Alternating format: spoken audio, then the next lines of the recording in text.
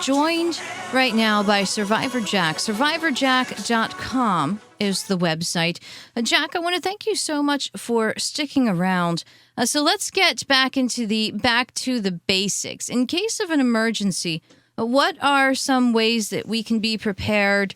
Let's say with our vehicles. That's a great question because we spend so much of our time away from our homes, which we think of as our home base, that we are more likely as not to be away from the house, especially if we work outside of the home. So I look at my car as two things. It is my temporary lodging if I get in a situation where I can't return home for whatever reason. And I want to equip that car in a way that's going to help my family survive if we get into severe weather and we're to be trapped. So I start with the place as simple as the glove box, for example, in the car itself. And in the glove box, what do you think the first thing ought to be? Take a wild guess. I'm going to give you a clue. The glove box. Gloves? Good thinking. All right. Because cars break down, and if there's a disaster, we are at danger of putting our hands at risks. And we forget the simple thing that we were given a glove box because gloves were the most basic of things you needed to, if you had to get out and change a tire, you didn't want to hurt your hands. And, the lugs were difficult, and it was metal, and it could be cold, and it might be snowy. And so gloves. Yeah. That makes sense now. Now, are we talking like what kind of gloves? Obviously, not driving gloves. Maybe like all-purpose gloves. Well, you could if you had, but I could think of putting in a couple of pair. One for simply driving if it's a hot summer day and I don't want to touch that steering wheel. Driving gloves might be good, or if it's an extremely cold day for the same reason. But at least have some gloves. Anything that could protect your hands in the situation. Start there. You don't have to go out and buy any fancy gloves. Start with what you got. And same way with other survival gear. Begin where you are and start to look at how to improve it so that every week you go, you know what? I'm better off this week than I was the week before.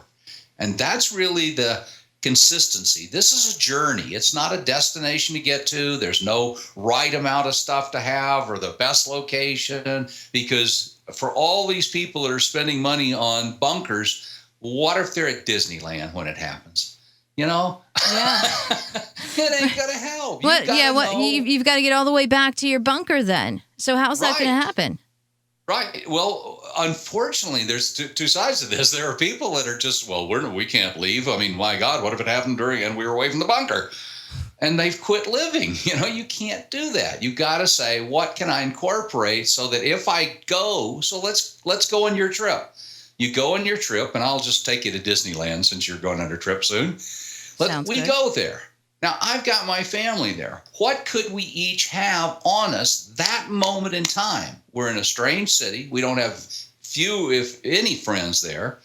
And we're out at an amusement park, and a disaster happens. Well, around my neck, I've got a whistle. I think that's the most basic, fundamental of all the simple little survival tools. I'm with you. I love to have a knife and a multifunction tool.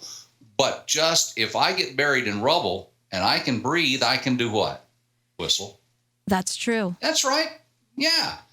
So your kids could have whistles, your husband, all of that stuff. Now, in my back pocket, along with my wallet, I've got an emergency blanket and a poncho. Well, you know what? That's the basics of shelter. And that's one of the most fundamental things that you must be able to take care of quickly, depending on the kind of weather conditions you find yourself in.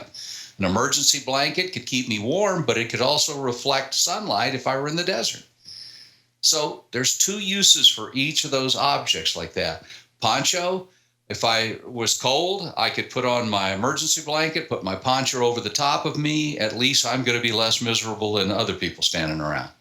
That's that. Now I'm assuming, I know you have, are they foldable emergency blankets? I mean, how are they fitting in your back pocket? My pockets aren't that big. I know. Well, I think about you got a big purse. I got to deal with a pocket. Oh, that's true. Well, they are. They're very, very small. Mylar was a material developed by NASA to insulate the space stations and the spacecraft that were taking people up. And so it's extraordinarily thin. And by the way, I'll replace that blanket if I never use it, if I never take it out. Next October, in fact, coming up, Halloween, I'm going to replace the emergency blanket and the poncho because they've been pressed in my back pocket for a year and they're probably not in 100% shape.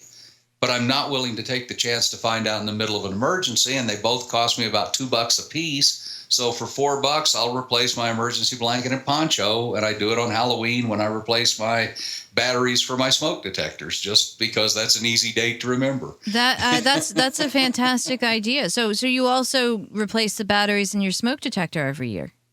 I do, and I also use that date, at least the weekend of Halloween, is when I go through my 72-hour bag in my car every year, and I look at things like, okay, we put in my wife's asthma medication. You know what? We need to change it out. We need to put in brand new ones.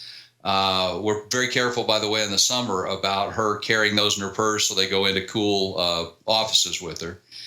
But things like food, if we have devices in our 72-hour bags that are old, or like medication, or first aid supplies that dry out, those little things I use that weekend to go through and assess and go, yeah. Oh, wait. Hey, I bought a new water filter. I'll replace that old water filter with a new water filter. I'm going to put one of those, life straws in my bag this year.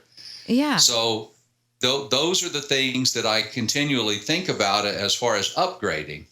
But on myself, I also carry a fire starter, a couple of them. I carry a little Bic lighter. I don't smoke cigarettes, but hey, if I need to start a fire, a lighter is easier than rubbing sticks together. That's absolutely true. And around my neck, I wear a magnesium fire starter along with that whistle. I carry aspirin because I'm heavy set and have the likelihood of having a heart attack. So aspirin can be very helpful to lessen the effects of that. Same way with a stroke.